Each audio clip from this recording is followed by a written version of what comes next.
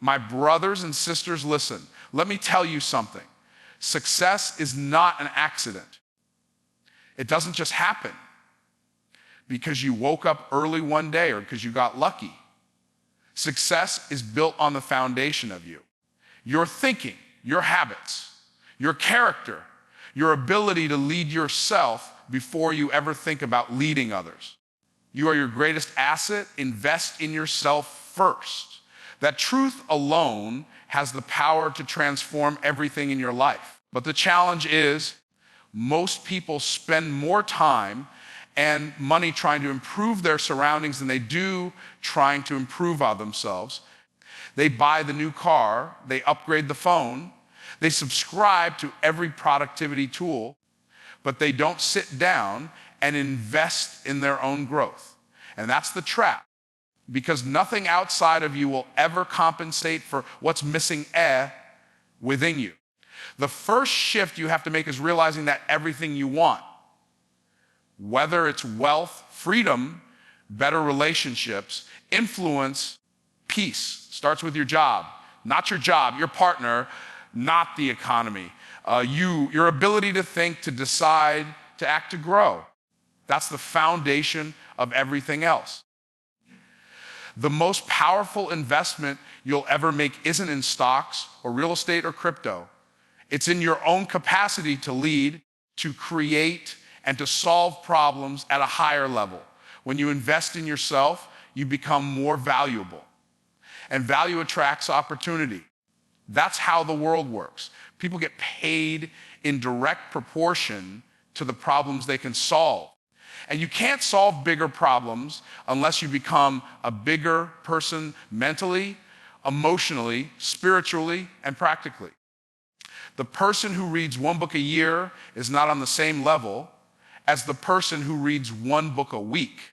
The person who shows up for every training, every mastermind, every mentorship program will always outperform the person who thinks they already know enough. There are levels to this game, and every new level demands a new version of you. So the question is, how much are you willing to grow? How uncomfortable are you willing to get? Because real investment requires sacrifice. You might have to give up time on Netflix. You might have to miss out on some fun. You might have to spend money you're scared to spend on that course or that coach or that book. But let me ask you, what's the cost of staying the same? What's the price you're already paying for not leveling up? There's a reason successful people obsess over personal development. They know that the difference between where they are and where they want to be is a gap in growth. And if they don't close that gap, they'll lose, not because they weren't talented, not because they didn't try, but because they failed to evolve. Your mindset is a multiplier. Your beliefs either propel you forward or keep you locked in place. That's why investing in your thinking is so critical. You've got to audit the way you talk to yourself. You've got to confront the stories you've believed for years. Stories that were passed down, stories that were based on failure, fear, or survival, not abundance. And the only way to rewrite those stories is through intentional growth. But it's not just about books and learning. It's also about how you treat yourself, how you speak to yourself, how you manage your time, your energy. Every decision you make is either a deposit into your future or a withdrawal. And too many people are overdrawing their potential, living in mental and emotional debt because they're not paying attention to how they're developing as individuals. The moment you realize you are your greatest asset, you stop waiting for permission. You stop outsourcing your future to someone else. You stop asking, who's going to help me? And you start asking, what do I need to become so I never have to depend on them again? Because once you start seeing yourself as the source, you'll stop looking outside for what only comes from within. Stop blaming and start taking radical responsibility. This is the point where most people get stuck because it feels easier to point the finger than to look in the mirror. Blame is comfortable. It gives you a reason to stay where you are. It allows you to say, it's not my fault. It's because of them. It's because of that situation. It's because of my upbringing, my environment, and my lack of connections. And while you're busy blaming, life moves on, opportunities pass by, and nothing changes because you've handed all your power away to something outside of yourself. Blame is the language of victims. Responsibility is the language of leaders. The moment you take radical responsibility for everything in your life, not just the good parts, but the failures, the pain, the disappointments, you take your power back. You stop waiting for someone else to make it right. You stop expecting the world to hand you what you think you deserve. And you realize that if it's going to happen, it's up to you. Radical responsibility doesn't mean everything is your fault. It means you recognize that even when circumstances are outside of your control, how you respond is always within your control. It's about asking better questions. Not, why did this happen to me? But, what can I learn from this? How can I grow from this? What's the next move I need to make to shift this situation? Those are the questions that create momentum. Those are the questions that break cycles. Most people live in reaction mode.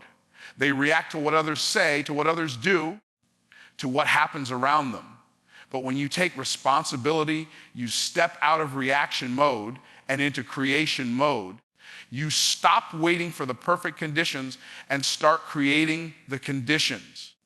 You stop letting someone else's attitude dictate your mood, and you start mastering yourself. That's when you become unstoppable, because now nothing outside of you has the power to derail you. You have to understand blaming is easy because it costs nothing in the short term. It doesn't require you to do the work. It doesn't require you to face the discomfort of growth. But the price you pay in the long term is massive. Blame keeps you stuck in the same patterns, repeating the same cycles, attracting the same problems over and over again. Responsibility is harder in the beginning because it demands humility, honesty, and effort. But the payoff is freedom. Freedom to grow. Freedom to change. Freedom to design your life instead of being a victim of it. Think about any person who's created extraordinary success. At some point, they had to take ownership of their life. They had to stop saying, it's because of them, and start saying, this stops with me. That's the shift that separates people who rise from people who remain. It's not talent. It's not luck. It's not even opportunity. It's the willingness to say, I might not have created this situation, but I am responsible for what I do next. When you choose responsibility, you eliminate excuses. You stop saying, as it helps us, I can't because of, and you start asking, how can I? That question alone will open doors that blaming could never open. It forces your mind to look for solutions instead of problems. It trains you to become resourceful instead of resentful. It changes how you show up in every area of life, because now you're not waiting for someone else to fix it. You're moving forward, even if it's step by step. Radical responsibility is not about perfection. It's about ownership. It's about understanding that nobody else is coming to save you.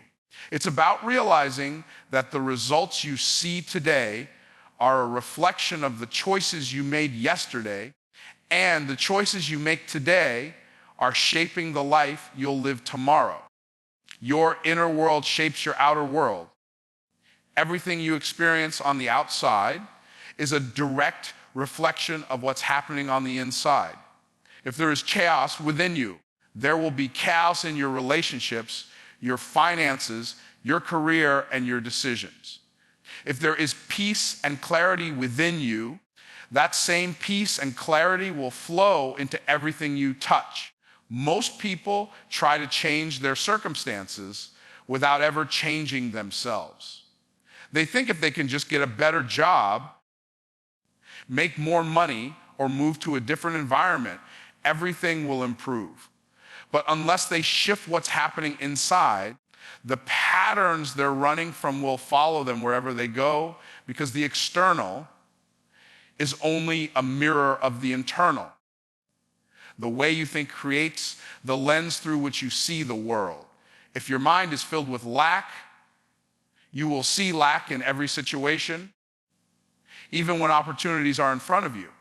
If your heart is filled with fear, you will interpret challenges as threats instead of as invitations to grow. If you believe you're not enough, you will sabotage every good thing that comes your way because deep down you won't feel worthy of it. This is why working on your inner world isn't optional. It's foundational. Your thoughts, beliefs, as it helps us. And emotions are either building the life you want or reinforcing the life you're trying to escape.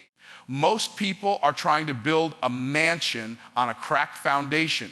They work harder, they grind longer, they try to force success through willpower alone, but they never address the doubts, fears, and limiting beliefs buried in their subconscious. So even when they achieve a measure of success, they feel empty or anxious because their inner world hasn't caught up. The key is alignment. When your thoughts, emotions, and actions align with the vision you have for your life, you unlock flow. You move with clarity and confidence because you're no longer fighting against yourself. The inner world is where transformation begins. When you reprogram your mind, you change your results. When you heal the emotional wounds you've been carrying, you free yourself to experience life fully instead of filtering it through pain. When you choose to believe in abundance instead of scarcity, you start noticing opportunities that were invisible to you before. This is not magic, it's how the human brain works. Your mind deletes and distorts information to fit your beliefs. Change the belief, and you change what you notice, what you attract, and what you act on. This is why mindset work is not a one-time event. It's a daily practice. Just like you feed your body to stay alive, you have to feed your mind to grow. If you don't program your mind intentionally, it will be programmed by default. It will absorb the fears, doubts, as us, and negativity of the people around you. It will replay the old stories and traumas that keep you small.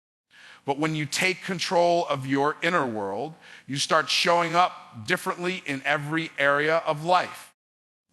You stop reacting and start responding. You stop waiting for circumstances to change and start creating the circumstances you want. Every breakthrough begins within. The outer world will catch up to the work you've done internally, but it never works in reverse. You cannot sustain external success if your inner world is in conflict with it.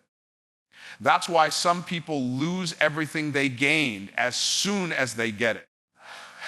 They didn't expand internally to handle the weight of what they were asking for. The goal is to be kind of person who can not only attract success, but hold on to it and multiply it. That requires inner mastery, emotional maturity, and the ability to govern your own thoughts and feelings. The higher you go, the more critical this becomes. The pressure increases with every level. A weak inner world will collapse under the weight of great responsibility. Skill set and mindset growth attract success effortlessly. Too many people chase success as if it's something they have to run after. But the truth is, success is not something you chase, it's something you attract by the person you become. If you focus only on external results while ignoring your internal growth and the skills you need to master, you'll constantly find yourself frustrated and stuck. Success doesn't come to the person who simply wants it. It comes to the person who has prepared for it, the person who has developed the capacity to handle it and multiply it. Your skill set is what determines the problems you can solve and the value you bring to the world. The higher the level of problems you can solve, the higher the rewards you can command. If your skills stay stagnant, your opportunities will stay small because people pay for solutions, not effort.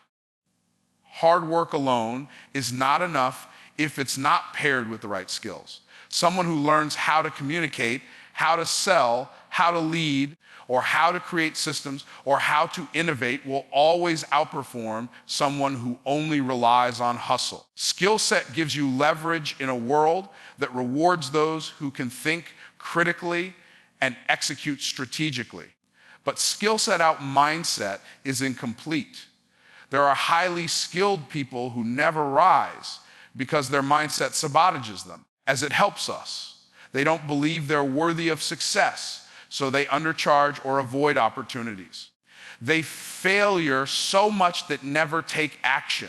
They doubt their ability to win, so they quit before they even begin. Mindset is the engine that drives your skills forward. It's what gives you the resilience to keep going when you hit resistance and the confidence to step into spaces where your skills can be seen and rewarded. Without the right mindset, your skills are like a high-performance car with no fuel. Growth in both areas requires intention. You don't wake up one day with world-class skills or an unshakable mindset. You develop them through practice, exposure, and consistency. You read the books, take the courses, find the mentors, and apply what you learn. You challenge the beliefs that keep you small. You embrace failure as feedback instead of as a reason to stop. This is the process of becoming. The greater your willingness to grow, the more magnetic you become to opportunities, because the world recognizes value even when you think no one is watching. People often ask why it seems like some individuals get all the breaks while others struggle for years. It's rarely luck. It's preparation meeting opportunity. It's the result of years spent sharpening skills and upgrading their mental frameworks until they reached a tipping point. Once you reach that level, success feels effortless, not because it's easy, but because you've become the kind of person for whom success is natural. Your competence and confidence work together to create momentum, and momentum attracts more success. The combination of skill set and mindset is powerful because one without the other creates imbalance. Skills without belief lead to wasted potential. Belief without skills leads to wishful thinking and frustration. When you align both, you position yourself to rise in any environment regardless of external circumstances. You stop being at the mercy of the economy as it helps with the job market or other people's decisions because you've developed assets that no one can take from you. Your skills become tools for creation, and your mindset becomes the foundation that allows you to use them fully. The work of growing in these areas is never finished. There's always another level of mastery, another limiting belief to break, another capacity to develop. Every time you grow in skill set and mindset, your ability to impact, influence, and earn increases. You begin to operate in a space where success doesn't feel like a fight, but a natural extension of who you are and what you're capable of. Discipline and self-leadership are non-negotiable. Without them, even the most talented and gifted individuals will find themselves circling the same mountain year after year. Discipline is the bridge between where you are and where you want to be. It is not about motivation, because motivation comes and goes like the wind. Discipline is about doing what needs to be done, whether you feel like it or not. It is about showing up for yourself in the small, unseen moments when no one is watching, because those are the moments that compound into success. Self-leadership begins with understanding that if you cannot lead yourself, you cannot expect to lead anyone or anything else. It requires you to govern your habits, your emotions, and your decisions. Too many people are waiting for someone else to hold them accountable, but the truth is no one will care about your vision as much as you should. No one will wake you up early, push you through discomfort, or force you to stay consistent. That is your job. Until you take responsibility for leading yourself, you will always be dependent on external pressure to move forward. And the moment that pressure disappears, so will your progress. Discipline is not punishment. It is the highest form of self-love because it means you value your future self enough to sacrifice for them today. Every time you choose discipline over distraction, you are casting a vote for the person you want to become. When you choose to work instead of scrolling, to train instead of sleeping in, to invest instead of spending, you are building the muscles of consistency and strength that success requires. Those who succeed at the highest levels are not necessarily the smartest or the most talented. They are the ones who have mastered the art of self-control and persistence. Self-leadership requires clarity of vision.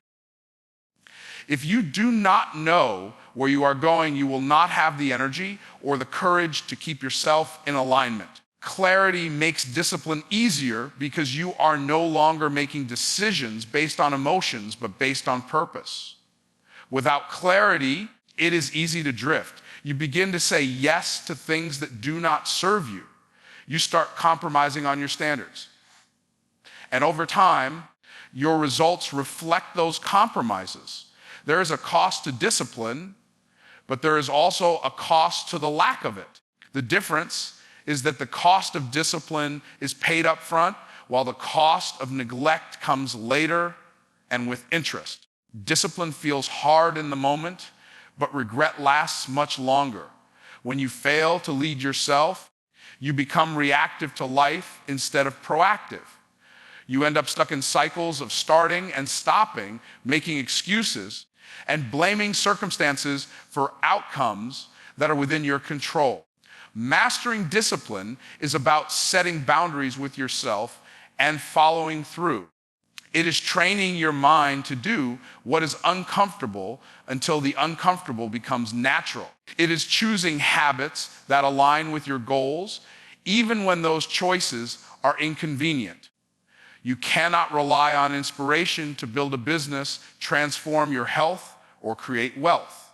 You must rely on systems, routines, and standards that are non-negotiable. Self-leadership and discipline also require emotional intelligence. You have to learn to manage frustration, to stay calm under pressure, to push forward even when fear shows up. Emotional immaturity will make you quit when the process gets hard. True leaders know how to regulate themselves so they can continue making decisions from a place of strength rather than impulse. Every level of success demands a higher level of discipline and self-leadership. As the stakes get bigger, the margin for error gets smaller. The habits you tolerated at a lower level will destroy you at a higher one. As you do not rise to the level of your goals, you fall to the level of your systems and standards. Building those systems requires you to consistently show up for yourself, even when no one else claps for you, even when there are no immediate rewards. Success chases those who master themselves. The greatest battles are not fought in boardrooms, on stages, or in competitions. They are fought within. The person who learns to conquer their own doubts, fears, laziness, and destructive habits becomes unstoppable because the external world has no power over someone who has mastered their internal world. Most people are trying to control everything outside of them, people, circumstances, and outcomes. while completely neglecting the only thing they truly have control over, which is themselves. Self-mastery begins with awareness. You cannot change what you are unwilling to confront. The first step is to recognize your patterns, to see the ways you sabotage your own progress, and to acknowledge the excuses that have kept you small. It requires brutal honesty to admit that the common denominator in every area of your life is you. If your relationships keep breaking, if your finances are a mess, if your goals are stagnant, the mirror is the place to start. The person you see there is either your greatest ally or your greatest enemy. When you master yourself, you stop being driven by impulses and start being guided by principles. You no longer live as a slave to your emotions, letting anger, fear, or insecurity dictate your actions. Instead, you operate from discipline and vision. It helps us. Most people fail because they give in to momentary feelings. They procrastinate because they don't feel like working. They quit because they don't feel motivated. They lash out because they feel offended. Self-mastery means you rise above feelings and choose actions that align with your purpose. It is easy to blame external obstacles for why you are not winning, but the truth is the biggest obstacles are internal. Fear of failure, fear of success, fear of judgment, the need for approval, and the inability to delay gratification are the silent killers of dreams.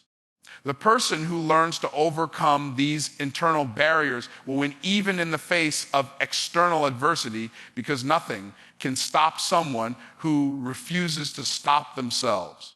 Mastery also requires the ability to direct your focus. Your focus is one of your most valuable assets, because where your focus goes, your energy flows. People who lack self-mastery are constantly distracted. They chase every shiny object, they get caught up in other people's drama, and they waste precious time on things that do not move them forward. The person who learns to focus like a laser on what matters most will always outpace the person whose energy is scattered. Another element of self-mastery is learning to govern your thoughts. Your mind is like a garden.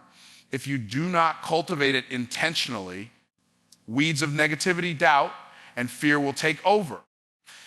The person who disciplines their thinking is the one who creates a mental environment where success can grow. This is not about ignoring reality, but about choosing empowering interpretations of reality. Challenges become opportunities to grow instead of reasons to quit. Setbacks become lessons instead of permanent defeats. When you master yourself, you no longer need external validation to feel worthy. You stop living for applause, approval, or recognition because you have built confidence from within. This internal strength allows you to take bold risks, to stand firm in your values, and to persevere in the face of resistance. Success is attracted to people like this because they radiate certainty and strength in a world full of indecision and weakness. Self-mastery is not a destination, it is a lifelong process. The higher you climb, the more disciplined you must become. The stakes increase, the pressure intensifies, and the temptations to compromise grow stronger. Mastery is what keeps you grounded. It ensures you do not crumble under the weight of your own success. It allows you to hold on to what you have built and expand it without being consumed by pride, fear, or greed.